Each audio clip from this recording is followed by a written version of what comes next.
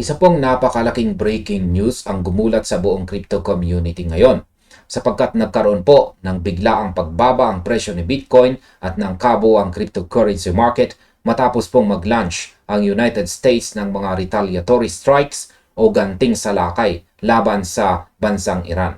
Ang geopolitical tension na ito ay nagdulot po ng matinding volatility o pabago-bagong galaw sa mga crypto assets na kasalukuyan ng humaharap sa isang bearish market sentiment ngayon pong buwan ng June 2026. Ayan, ang presyo po ni Bitcoin ay bumaba po ng higit sa 3% or 3%. Kasunod po ng ulat na ito mula sa militar ng United States. Ayan, 3.02% to be exact. Bago po mangyari ang drop or pagbagsak na ito, si Bitcoin ay matatag na humahawak sa price level na higit po sa 62,000 dolyar or $62,000 na price level. Ngunit dahil po sa balitang ito, bumagsak po ang presyo ni Bitcoin sa $61,766.55. Ayan. At ito po ang siyang nagtulak sa intraday losses nito sa higit 3%. Kung matatandaan po natin itong mga nakarang araw lang, ay naglalaro na po sa 60,000 dolyar or $60,000 ang presyo ni Bitcoin dahil naman sa naunang Iran-Israel retaliatory strikes. Ang panibagong tensyon na ito sa pagitan po ng Amerika at Iran ay lalong nagpabigat po sa takbo ng market.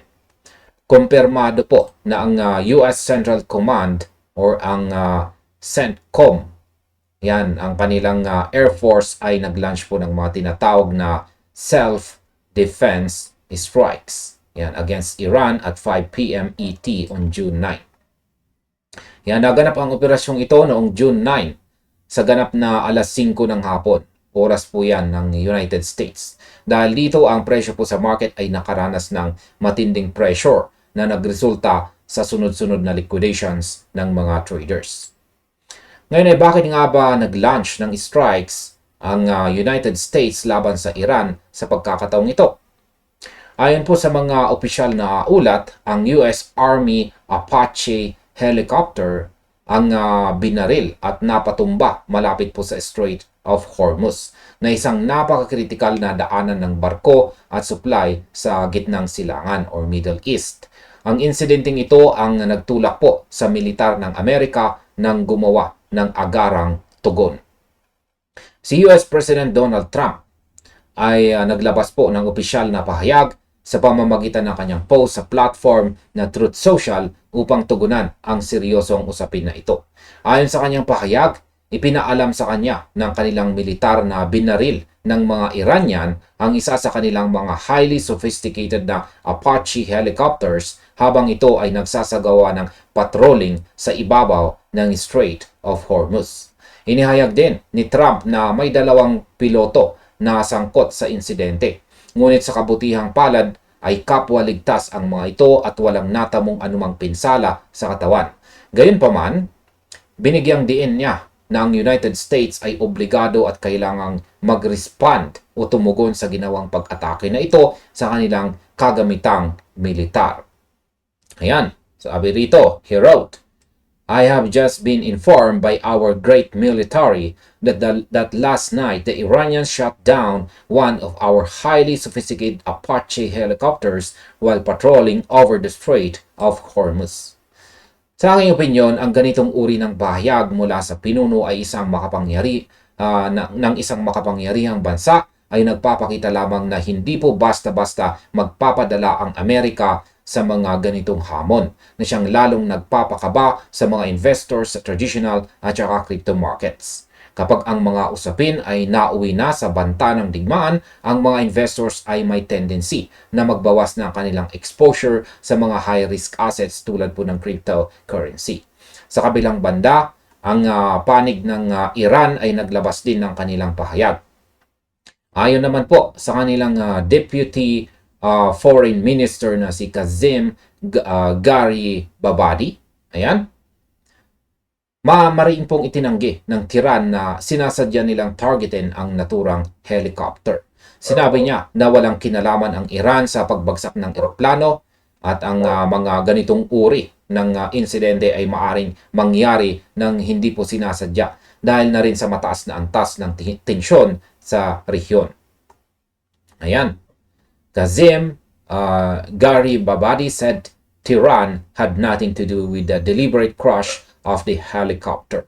He said such incidents could happen intentionally only owing to increased tensions in the region. Ngayon ay pag-usapan naman po natin ang tungkol sa market liquidations at saka ang bearish pressure. Dahil po sa mabilis na pag-usad ng mga kaganapang pang-militar, ang kabuuang crypto market ay mabilis ding sumunod sa pagiging bearish. Ang epekto po nito sa mga traders na gumagamit ng leverage ay naging napakatindi sa loob ng maikling panahon labang. Ayan, ayon po sa pinakahuling data mula sa CoinGlass, ayan, ang crypto long liquidations ay umagbot po agad sa higit 1 milyong dolyar. Ayan, highlight lamang natin, liquidations hit $1.39 million in the 1-hour time frame. Kung titignan po natin ang mas malawak na time frame, si Bitcoin ang sumalo sa pinakamalaking bahagi ng pinsala sa market. Mahigit 136 na milyong dolyar ang kabuuang na-liquidate kay Bitcoin sa loob lamang ng nakalipas na 24 oras. Ayan, 100 over $136 million liquidated in the last 24 hours. Ang ibig sabihin po ng liquidation na ito ay sapilitang isinara ng mga exchanges ang position ng mga traders na pumusta na tataas ang presyo ni Bitcoin. Kapag nagkaroon ng biglaang pagbaba ng presyo dahil sa mga balitang tulad ng digmaan, nagkakaroon po ng chain reaction kung saan ang mga liquidations ay nagpapasimula ng mas marami pang pagbebenta na lalong nagpapababa sa presyo ng asset. Kaya sa aking opinion, ang malalaking volume ng liquidation na ito ay nagpapatunay na marami pa ring mga traders ang hindi po handa sa biglaang epekto ng geopolitical events sa crypto space. Si Bitcoin, bagamat itinuturing na iba bilang isang safe haven asset o digital gold, ay nagre-react pa rin sa mga global crisis tulad po ng banta ng digmaan, partikular na kung ang sangkot ay ang United States at ang mga bansa sa gitnang silangan or Middle East. Ang pressure na ito sa market ay patuloy po na nararamdaman habang binabantayan ng mga institution at retail investors kung magkakaroon pa ba ng susunod na banat o tugon ang Iran sa ginawang self-defense strikes ng Amerika. Habang walang katiyakan po ang sitwasyon sa Strait of Hormuz, mananatiling mataas ang pangamba sa trading floor. Ayan, pag-usapan naman po natin ang historical context ng crypto pagdating po sa digmaan. Ayan. Ito po ang unang pagkakataon na nakita natin itong si Bitcoin na nag-react sa mga balita ng hidwaan sa pagitan po ng mga bansa. Sa kasaysayan po ng finance, ang bawat malaking tunggalian ay nagdudulot po ng tinatawag na flight to safety, kung saan ang mga tao ay naghahanap po ng mga assets na hindi po madaling maapektuhan ng lokal na ekonomiya. Ngunit sa kaso po ni Bitcoin ngayon pong June 2026, ang paunang reaksyon ng market ay ang pagbaba. Nangyayari ito dahil ang karamihan sa mga malalaking pondo o institutional investors ay pinipiling hawakan muna ang cash o kaya naman ay ilipat ang kanilang kapital sa mas tradisyonal na mga assets tulad po ng mga totoong ginto o kaya ay US government bonds habang hindi pa malinaw ang magiging takbo ng geopolitical tension. Ang balita po hinggil sa Apache helicopter at ang mabilis na tugon ng CENTCOM ay nagpapakita lamang kung gaano kabilis magbago ang takbo ng global economy ngayon. Ang rehiyon kung saan naganap po ang insidente ay isa sa mga pinakasensitibong lugar pagdating po sa supply ng enerhiya sa buong mundo. Kaya ang anumang kaguluhan doon ay may direktang epekto sa inflation at sa mga desisyon ng Federal Reserve ng Amerika. Sa aking opinyon, ang kasalukuyang bearish sentiment na ito ay maaring magpatuloy kung ang sitwasyon sa pagitan ng US at Iran ay tuluyang lumala sa mga susunod na araw. Ang crypto market ay lubos na dumidepende sa liquidity at kapag ang mga investors ay naging maingat dahil sa banta ng mas malawak na labanan, ang liquidity na ito ay nababawasan na siyang dahilan kung bakit nahihirapan po si Bitcoin na makuha muli ang momentum nito sa itaas ng $62,000 or $62,000 dollars na price level. Ngayon, ay ano po ang dapat nating asahan na sunod? Yan. Ang malaking hamon para sa mga sumusubaybay po sa takbo ng crypto ay ang pananatiling updated sa mga balitang labas sa mundo ng technology at saka finance. Ang ugnayan po ng geopolitics at ng cryptocurrency ay mas nagiging malinaw ngayon.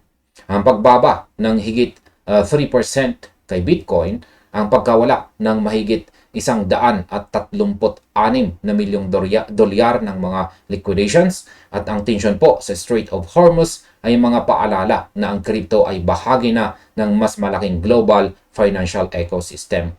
Hindi po ito nakahiwalay sa mga totoong pangyayari sa mundo.